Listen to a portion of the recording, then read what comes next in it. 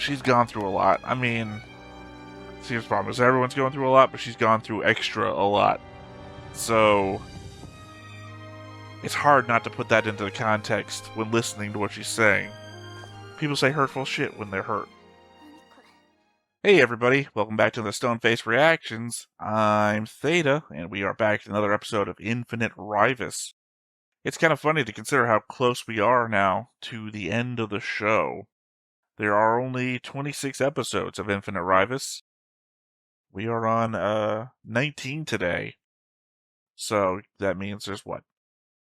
7 more episodes. It just feels like we just started Infinite Ryvius a little while ago. So, I don't know. It's the effect of time, I guess. Anyway, rambling. We actually have a comment today from the Flagstones 1105 from the episode To Be Too Conscious. To Be Too Conscious. Cullen refers to Koji as Big Brother, as if she's his brother-in-law, since she's in a situation with Yuki now. Also agreed on the stuff with Julie. I like her quite a bit, and don't care for Blue. Bleh. Yeah. Too bad it doesn't get much better after that episode either. I didn't recognize that Cullen referred to Koji as Big Brother. Not that that pans out pretty well. Because, I mean, last episode, there's that scene where Cullen's like, oh, now I'm jealous of a guy because Akumi is like, almost fist bumping, like he's going for a handshake, and then Yuki, like, slaps it, like, but positively. And then I believe she's with everybody else when they just, like, when Yuki punches Koji into the ground, and then everyone just like, and walks off. So, not much in that relationship anymore, I feel like. I mean, speaking of which, of course, I've got a board, so let's go ahead and bring up the board, and the board changelog, which is pretty generic at this point. I added the Fina cult to the board. You can see here, represented by typically the love color, which I think is kind of ironic, because it is kind of a cult, but it's like, see, I don't know what Aisha as a god is about, because I guess forewarning, I did not analyze the chant that they were doing during the episode about what Aisha is about. So I was gonna say it's a god and God loves you, but I don't know that that's true when it comes to Aisha. Anyway, second damning thing for me here is that I did not remember all of the characters that were in the cult before, and when we get shown the room with them chanting, we see the backs of two heads, and I thought for a moment one of them could have been Charlotte, but Charlotte never fucking changes her clothes. So it wasn't the blue that Charlotte wears or the white that Kelly wears, with some green color. So all I can anticipate is that it was one of the 400 other characters that are on the ship that aren't, like, I don't think it was Raiko. She wears green, but we see that she's typically wearing the white that she wears at the her job. No, I don't think so. Anyway, uh, purple. Purple is the color of the cult now. So we got what? Erina Rigby, Fina herself, of course, who is in 2 different groups. Cullen, of course, who's also in 2 different groups. Because that was the thing that I keep mentioning about the cult. Is they keep putting their people into positions of power or influence over other groups. So I anticipate to be reminded later about where other members of the Fina cult are, so that I can associate them and color code them. Again, I think going forward, this might be the way that I'm going to handle faction-based loyalty in shows. Like, I can't think of any other show where I have so many different factions. This might be the only show that this comes up in, now that I think about it. Because, like, Gundam, even Gundam Seed has, like, 3 factions. It's not this complicated. I can put them in, like, a box. It doesn't change as much.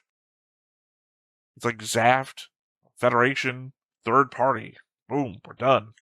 Anyway, I like this. I'll find a way to use this more. I hope. That said, as people might know, I record these live Fridays, 11 a.m. EST, which means that there's an audience, and in the audience we have a comment. So I'm just going to bring this up real quick because it's a confusing moment for me. Sergeant Pepper saying, actually, it's the Holy Mother Arn that Fena's religion mainly worships, not Aisha. Colin is not part of the Fena's cult, though. Here's the thing. Sorry, the two things. One, when they were chanting last episode, they were chanting Aisha, not Arn. Maybe Arn is the main god, so I don't actually know the religion that they're worshipping. So maybe Arn is the main god, if Gordon, if what you're saying is right. But they were saying Aisha, and Aisha is the only name from them that I have notes for that they have said. Well, here's the thing. I recognize the name Arn, so it probably has been said in the show before, so I'm just not remembering that right. Other than that, though, Aisha is the only name currently that I recall.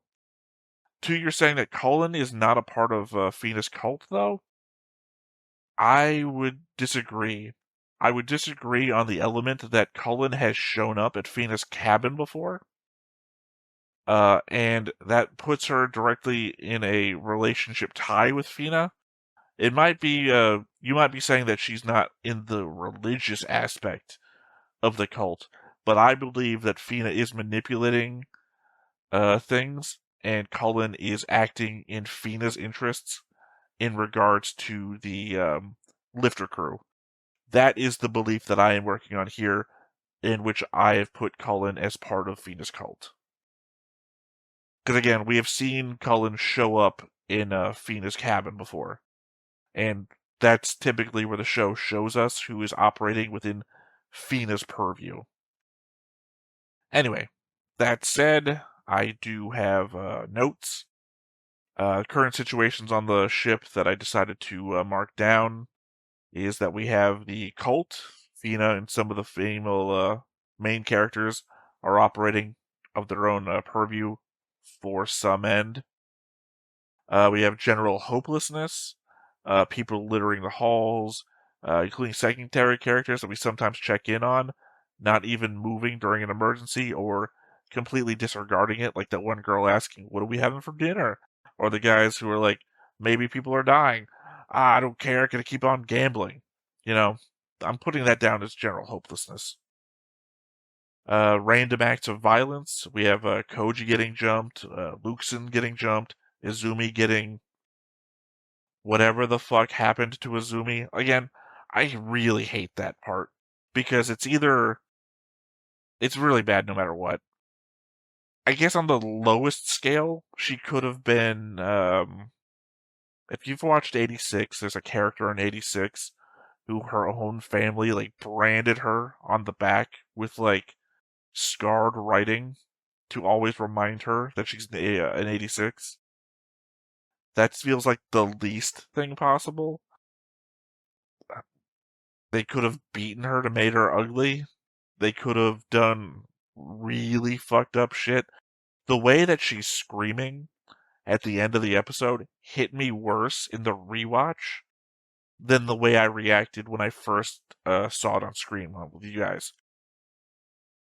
Because there's just a horror to it that is beyond the petulant attitude that she had. It's like, what did they do to her? Also, an element I want to include, when I watch it here, obviously I'm watching it in Japanese, so all I'm really getting is the subtitles and the tone, the tone of voice that the characters use. When I watch it from my notes, I watch it in English because, as I mentioned before, I watch everything in both languages if possible. That way, I get both the sub and the dub experience during my stuff. In the Japanese, the way they say it, it sounded to me like they were telling Reiko, do you want to join us? As in, hey, you want to help us do this to her. But then listening to it in English, it sounds like, or it doesn't even sound like they say, essentially, you want some of this too. Not, again, in Japanese, reading the subtitles, it comes across as, hey, you want to help us do this to her? And in English, it's, hey, you want to mess with us? We'll do the same thing to you. Very different feels for the very same situation. Sorry, just rereading another note from Sergeant Pepper in the comments here. And I don't think I did. I mean, here's the thing. It's unlikely that I'm going to go back and try to find the one 20-second scene that showed Cullen going up to Fina's door to see whatever, because there's no indication of why she goes there in that episode. She goes there, and then Cullen starts interacting with Yuki after that. So the indication that I got, sorry, I realize I'm saying this out loud, and I didn't give any indication to the viewers who have no idea what Sergeant Pepper said. They're saying that maybe I'm mistaking someone else for her, but Cullen has almost, if not completely, zero interaction with Fina throughout the entire show. Although you might be spoiling by telling me in the entire show, indicating in the future. She has nothing to do with the cult, but I'll let you go on with the stream. What I'm saying is there is a scene in previous episodes where Cullen goes to Fina's cabin and Fina sees her. There's no dialogue whatsoever. It goes from that scene and then transitions forwards. But after that happens, that's when Cullen starts showing up at the lifter crew with Yuki and everything, indicating to me that Fina has put her on the path to interact with Yuki more directly and thus establish influence amongst the lifter crew, the same way that I am saying that she is establishing influence throughout the ship. It's essentially the basis of, not the basis of, it's the start of the entire conceit that I'm working with here. Again, I could be wrong. I could be entirely wrong, and you could be entirely right that my memory is just shit. Because I know that my memory is shit. But this one is so clear in my head that it just feels wrong to think that it's not happening. Anyway, as you said, moving on. Ikumi is going to have some real shit to work through if he discovers what happened to Izumi, considering his hang-up on not being able to save his sister, and how he freaks out at anything close to that. I imagine he's either going to shut down or go wild. In either case, I think we're about to lose one of our most level-headed characters. Because so far Ikumi has been, I would say baseline level-headed. He doesn't go to the extremes everyone else does, and he tries to calm everyone down. But he's already gone to the level of, well, Koji, guess you fucked up. You thought you were better than that. Well, now he's going to have to deal with whatever the hell is going on to his girlfriend. And, again, the crew is going crazy. Anyway, shitting on Koji in this moment might feel alright, considering how much he fought to be here and then wasn't there for the entire time when he would have been needed. But what does it help? You know from back during the shipwide party that Koji is capable of running coordination for large projects. He is useful. I'm not saying that it's fine to shit on people if they're not useful to you. I'm just saying that we need to be maintaining some semblance of unity, and that fighting amongst ourselves, especially when there are roaming gangs beating the crap out of people on the ship, it's just making things worse. While I still remain not a fan of Blue, it is clear that the Zwei need leadership of some kind, as repeatedly they have been shown to freak out when placed in combat situations. I don't think they've been all together since Blue originally took them over, as they handled the Libra Delta's fall into the Adult with some composure, but ever since Blue's gang started hanging out with them, they became a lot more emotional. At the same time, my current theory about the Sphinx being some sort of psychic alien that is causing all these mental breakdowns and exaggerated emotions could also hold true.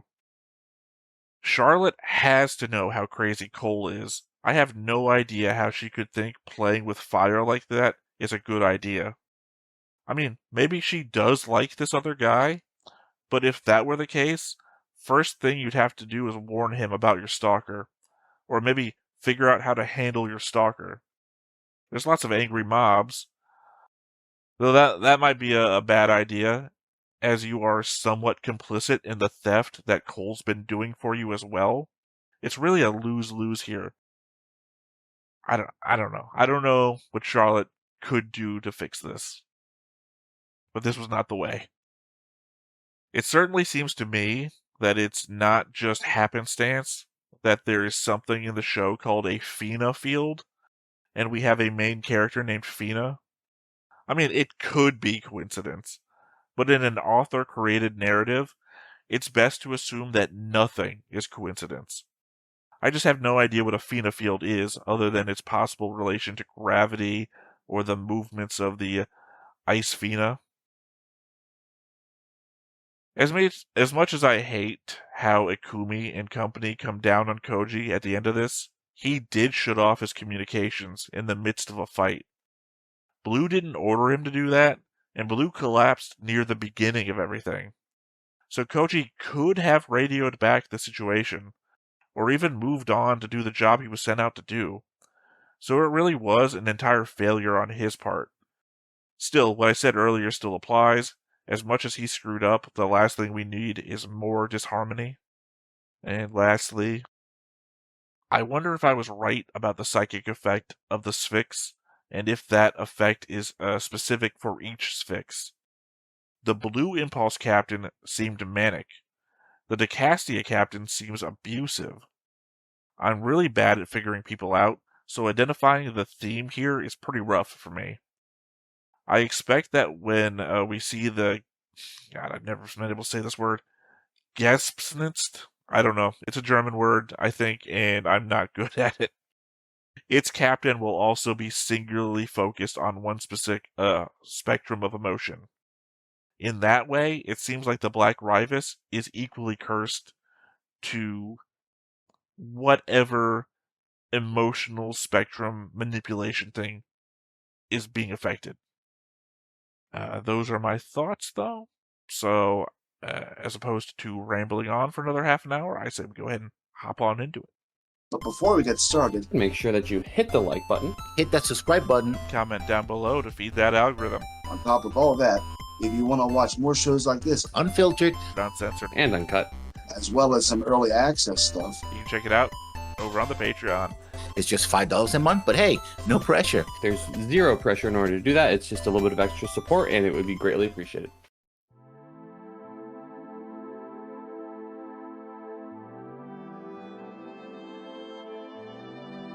Oh, he looks angry.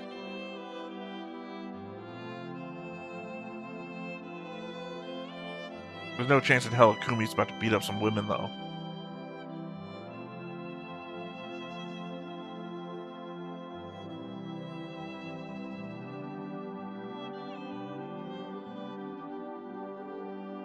Oh, Kumi's just gonna throw hands on everybody.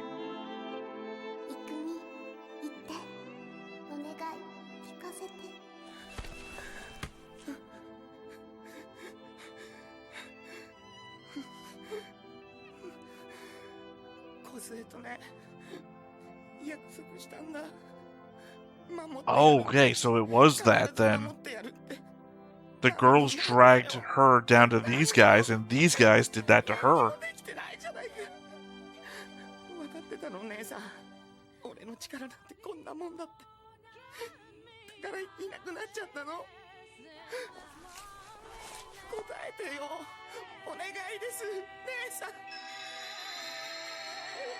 From the opening.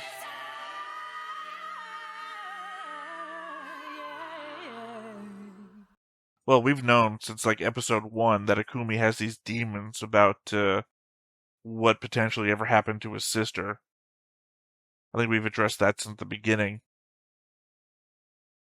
Because that's what the whole thing about the person that was lost in the airlock in the first episode, that Yuki convinced them to just let go, they were already dead. He's had it hung up since that. So yeah, I guess that implies that the girls from the dining hall dragged her to this room where they've been having these people be used as sex workers, I guess. I guess that makes sense. That's why she's in the shower like that, because that's typically the visual metaphor for being unclean and whatnot. God. But I guess that's also, I mean, that's pretty clever because it gives Akumi a way to lash back about it. Because I could not see Akumi going fists on a bunch of women that beat up his girlfriend, but implying that that's what happened to her allows him to then go full on a bunch of men. So I think that's pretty clever writing, even though I don't appreciate what's behind it.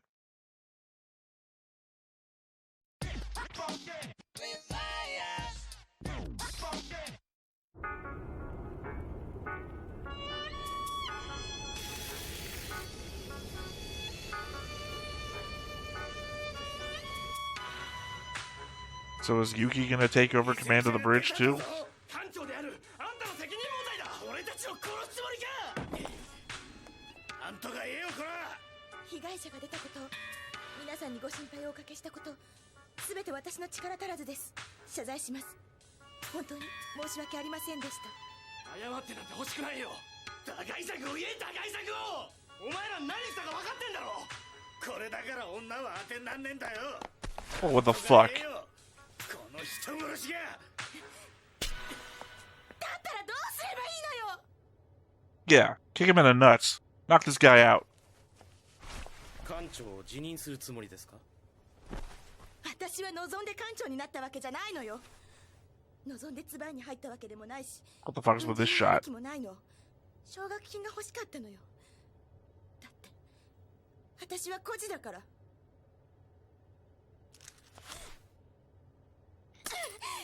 ただそれだけよ。 Yeah, those guys are just fucking out of line, even if they were, like, sad because what happened. さあ、レゴに聞いていいか。いいんだろ。やめてよ。知らない方がいいこともあるよ。無理して関わったら大変だよ。なんだ。 Nix, you need to chill the fuck out. You've never been a...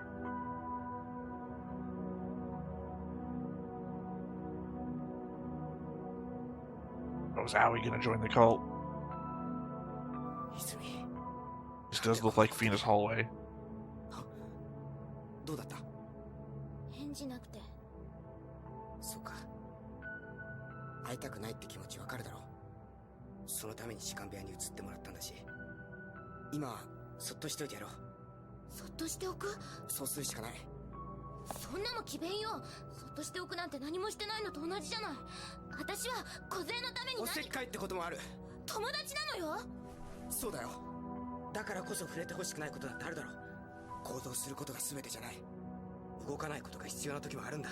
そんなのおかしいよ。葵。 I mean, あったら傷つく。 both sides make sense. Unfortunately, you never know which side is the right answer until after the fact. だって小勢なのよ。小勢が友達が傷ついてるのにどうして何もできないの。したらダメなの。答えてよコウジ。答えて。コウジ君、イクミ君が。どうして止めなかった。なぜだ。だってあの時はあんなことになるなんて思わなかったから。私止めたのよ。 Oh. 何度も何度も。 Yeah, I で mean, もあの子突っかかってばっかり。 Reiko gets to take some blame for this. She didn't do anything to stop him そんなこと言 or われても warn anybody what was going on.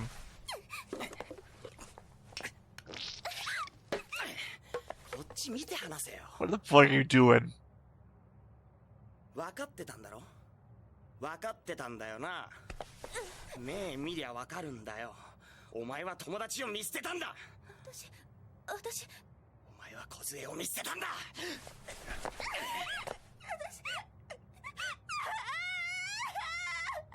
首。 I mean, as guilty as she is, that's not something you do, man. 二度と俺の前に姿現すなよ。今度会ったら俺、女でも容赦しねえ。 Man, like I said, we lost him. 待って待ってくれ、イクミ。おい、どこ行くんだ。待てってば。落ち着けよ。何言ってんだコウジ。てめえの正論は痛すぎんだよ。頼むから聞いてくれ。ナイクミ、防げたか防げたかよ。思っても見なかったじゃないか。誰も防げやしないって。防ぐんだよ。 I mean, she's still guilty for not telling anybody what was happening. 俺のせいだ。くそ、いつまでこんなこと繰り返せばいいんだ。答えろコウジ。どうなんだよ、答えてみろ。全員を助けることなんて無理だ。俺たちは今できることをやるしかない。一人の力なんてその程度でしかないんだ。ふざけるな。 Well, Koji's a punching bag. 士官部屋に移る。俺はそこで梢を守る。お前の正論じゃ宝泉は守れないな。本当に宝泉のことを大切に思ってるなら命がけで守れ。そうじゃないんだったら勇気に預けろ。どういう。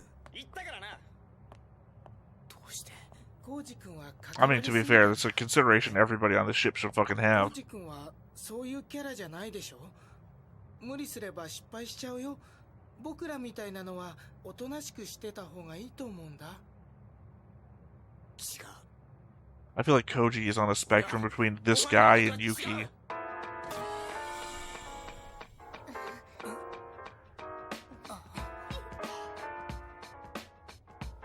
ミシェル、ごめん遅くなって。ここのパスワード手に入れるのに手間取っちゃってさ。ありがとう。 So Blue's gang back on the loose again. どんなやつ置いてきたら。そうはいかないよ。これからどうするつもり。仲間を作ってフーやソンを助ける。それから私らを見捨てたブルーを潰してやる。あいつ絶対に許さない。ミシェル、もうやめよう。あ？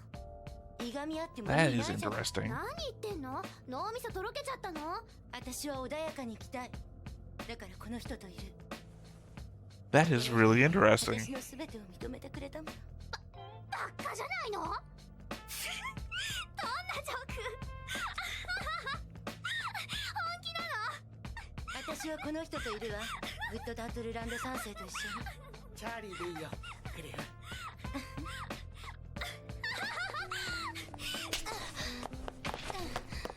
クリフ。兄弟のよしみで助けてやったのに何？その腐った態度は。ミシェル。 No, I'm not interested in this at all. Fuck Michelle. このバカ。あんたとはこれきりにさせてもらうわ。 Never mind. Sorry, Michelle has gone through a lot of shit too. あの子は強いから。 Literally, she got the Azumi treatment before Azumi did, so I'm not gonna 小 like. さくまとまったりしない。そう思うから耐えられた。あんなところに二度と戻るもんか。二度と。 Everybody on the ship's gonna turn out to be orphans, huh? The interesting thing was that she said that we're gonna release Sun and Fu. Sun, the first person who got the traitor treatment on this ship. That's why I thought that was super interesting. 親方、仕事サボってていいんでやらすか。 Raiden. As hard as shit has gotten on here, Raiden's still not wearing clothes. 何もできないなんて言わない。俺は俺でやることがある。あるはずだ。だから俺は。 I almost suspect that Yuki may have taken Blue's gun. I would not be surprised if, sorry, I said Yuki, I meant Koji. I would not be surprised if Koji pulls out Blue's gun at some point. 部屋に入れて小杖。それでリーベデルタにいた時みたいにみんなでパーッと騒いで。ねえ覚えてる？みんなで騒いだ時のこと。コウジが戻しちゃって小杖の服がビロビロになってさ。それで本当にできると思ってる？できるよ。きっとできる。できるに決まってる。本当に？ええ。嘘言わないで。リーベデルタの大部連休帰ってればよかった。なんで残っちゃったんだろう。 Yeah, I mean, a lot of people were going home, but I guess a lot of people are actually orphans. That's why they all stayed. 君が私を見てくれるんだもん。イクミとキスしてもね、違うって思ってた。繋がってなかった。Maybe I'm making a bunch of people orphans who weren't actually orphans. イクミは私のことを一番に考えてくれてる。二度とってる。神様に感謝したいくらい。そんなの間違ってる。おぜは間違っててもいいの。それでいいの？本当にいいの？相葉兄弟の間をうろうろしてる葵ちゃんには分かんないよ。私兄弟仲良くしてほしいとか言ってどっちも欲しがってる。だってそんなの私分かんないよ。嘘つき！ごまかしてるだけでしょ。分かるわけない。あんたは持ってないって思ってるくせにしっかり持ってる。何にもせずに持ってる。そんなあんたに私の気持ちなんて分かるわけない。絶対にない。ずっとそう思ってる。全部じゃないけど、でもあんたはずるい。分かってないからずるい。私は育美が欲しいの。他に何もいらないの。育美だけでいいの。育美が全てなの。どっちも欲しがってるあんたとは違うのよ。もう二度と来るな。早くどっか行け。 She's gone through a lot. I mean, see, the problem is everyone's going through a lot, but she's gone through extra a lot. So it's hard not to put that into the context when listening to what she's saying. People say hurtful shit when they're hurt. 何これ。ガキっぽ。 That's the main thing I say about Gundam Seed. The main thesis is that hurt people hurt people. コーチ。コーチ。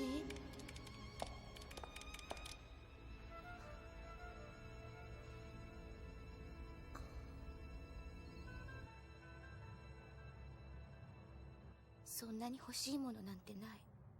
欲しいものはささやかな幸せ。一緒にいてくれる人。一人で選択までしてしまうとは偉いぞ、パット君。君は将来優秀 Oh, な thank ツバ God メに Luxon's still alive. よりもずっとすごいツバイになる。なんだと？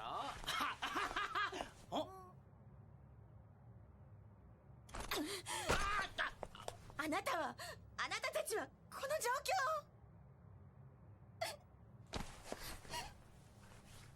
Wearing the dress from the party though, why? すまないユイ。ごめんなさい。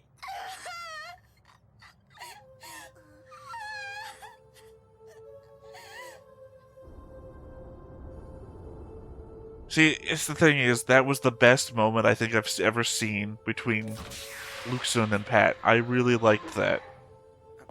I'm not sure what the fuck Julie being there actually means though. あんまりないけど保存が効きそうなやつ持ってきたからここに置くね。なぜ俺を助ける？そうするのが正しいと思ったから。お前らを裏切ったのにか。ムカついてるよ。でも本当に変わったやつだな、お前。そんなことないさ。普通だよ。だからここに来たんだ。この状況でか。そこが変なんだ。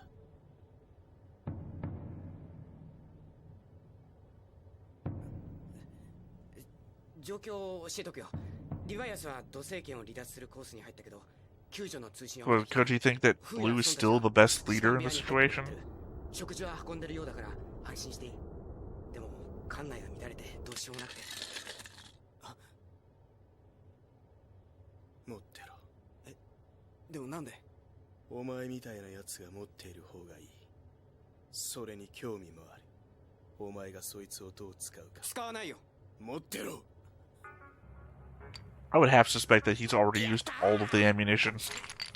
めちゃん、仕事しないで何やってんだよ。いいだろ？どうせ俺ら助からないんだ。そうそう、やるだけバカらしいって。いや、そうかもしれないけどさ。おい、相場じゃねえか。 I guess I was right though. I said I wouldn't be surprised if he pulled out Blue's gun, and now he has Blue's gun. I guess the benefits of befriending the one guy with a gun.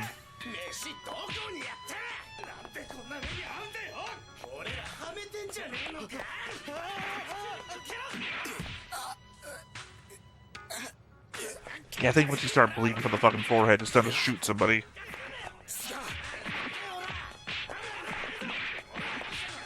I guess at the same time, though, it does show extreme restraint.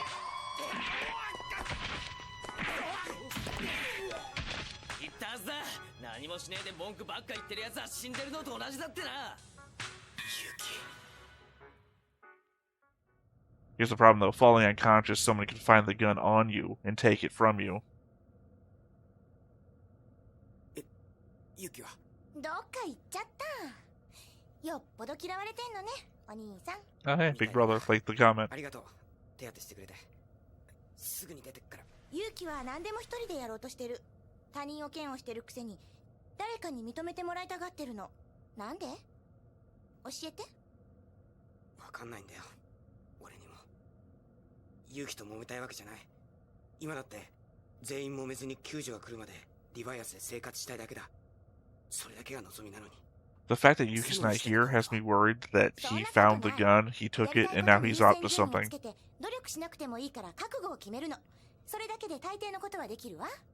そんなもんかい？ええ。君の今の最優先は？相葉ユウキ。死ぬかもしんないのに。人はいつか死ぬわ。だから私がやりたいことをやるの。Black Ryvius, if the Sphinx is a thing, as I mentioned before in my last note, obsession, that has to be the thing. 素直にそう言えばいいのに。ね、お兄さんの最優先は？俺の？今一番しなきゃいけないことは？部屋に戻ることかな。多分その辺が最優先だ。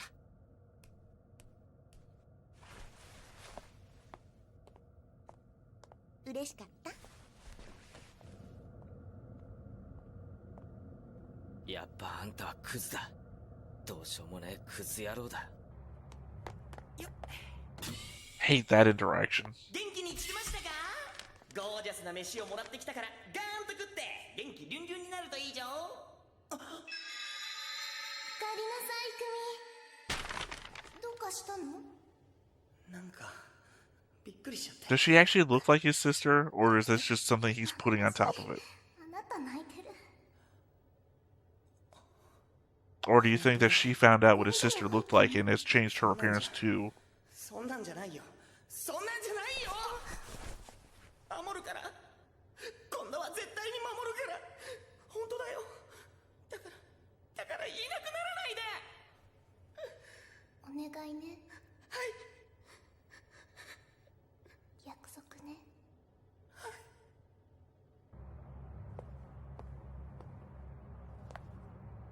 See, I want Koji on screen to check his pocket, because I want to know that the gun is still there. イクミンできることは、みんなのためにできることは、今しなきゃいけないことは。違う。今お前がしたいことは何だ？何なんだ？俺がしたいことは、俺が。泣きたいなら泣けばいいのに。分かったようなこと言うんだな。まあいいけど。 Oh, so they're fucking talking now. やっぱり泣きたいんだ。泣きたい時に泣かないことも必要だって俺思う。うまく言えないけど、そういうことなんだ。俺は今笑いたい。笑いたいんだ。笑いたい？ああ。ああ。 Is Koji like a ring bearer? 君は The one person not affected by the One Ring? ねねえやか。あのさ、女の子が一人でいるの危ないよ。よかったら送っとこうか。平気だよ。そっか。じゃあ。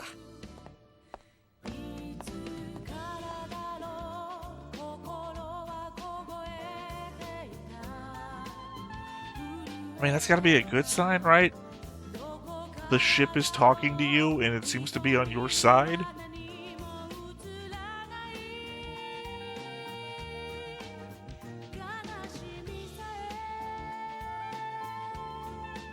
Why does Lucian have a black eye? I mean, Pat. Why does Pat have a black eye?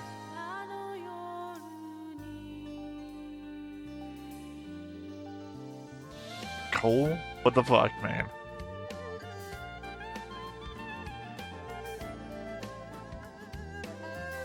I mean, Lucian doesn't have a black eye. Why does Pat have a black eye? Did Ren do something to Pat? 葵、俺だ。入るぞ。よし。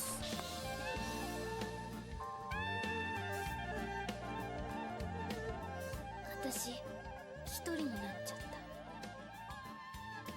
どうやってどうやってどうやって笑えってんだよ。 That was a really good episode. I got so much harsh shit to deal with in that episode, but that was a really good episode to keep us progressing. I'm sorry, I'm thrown still by Pat at the end. I'm hoping maybe I just missaw that. Maybe I missaw that Pat didn't have a black eye. He just was laying weirdly in a shadow. So I'm also... Why was he in that girl's quarters? Because she's the weirdest one about Pat. And if I'm right, that this fix has some sort of psychic effect on your thought process to make you focused on like one thing, and it is obsession, and the fact she's obsessed with him, that is literally the worst place for Pat to be right now. He should go back to Luxon.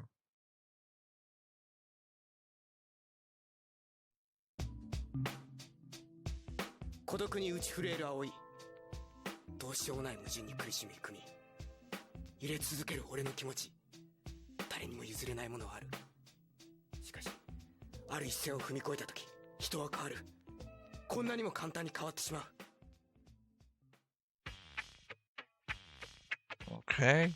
Reeve of us.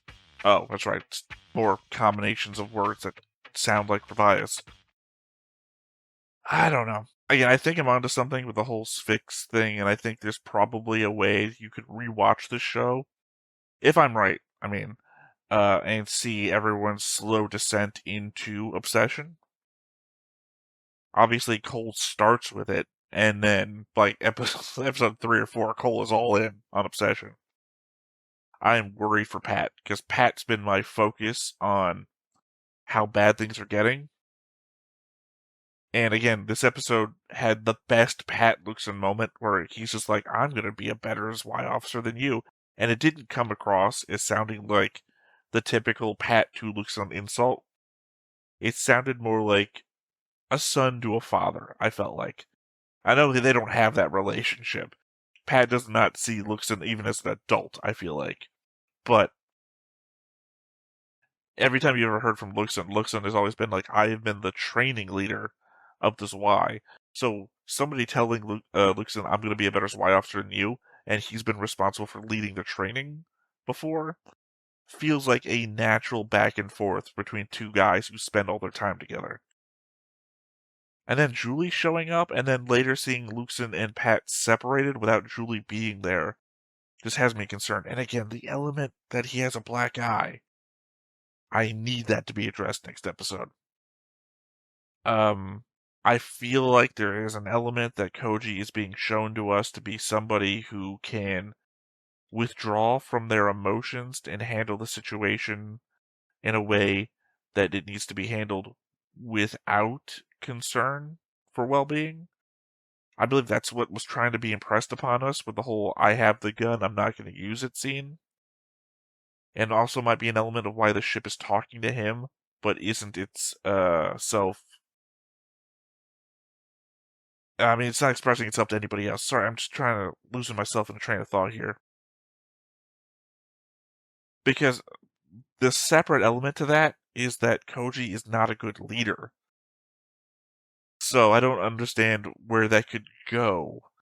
Like, maybe everybody else is getting so fucked up by all of this that he's the better leader by default now, but he has expressed concerns or taken action in the past, which shows that in a situation where action needs to be taken, he's not the one to do it. Like, he has the same course for making the right decisions as Luxon, and Luxon got tossed. So, I don't know. I feel like Luxon is at least learning lessons as he goes. Yuji's just getting the shit kicked out of him.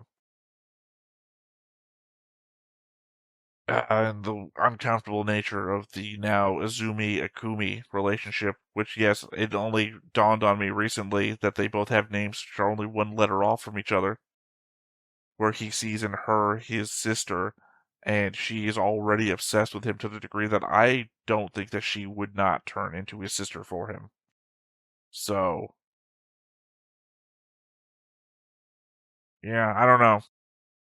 Great episode, but there's so much here that I think it has to wait for my notes because it's getting lost in the wash of my brain trying to figure out what's going on. So I think I'm going to wait till the notes on next time. So until then, I have been Theta. This has been Stone-Faced Reactions, and we will catch you next time. Bye-bye. Hey everybody, thanks for watching another Stone-Faced Reactions. If you have an idea of another video we could go ahead and watch, go ahead and put it in the comments down below and we'll add it to the wheel. Be sure to like, comment, and subscribe, and let us know what you thought about this video, what parts you liked. And until then, we'll see you next time. Is this too goofy?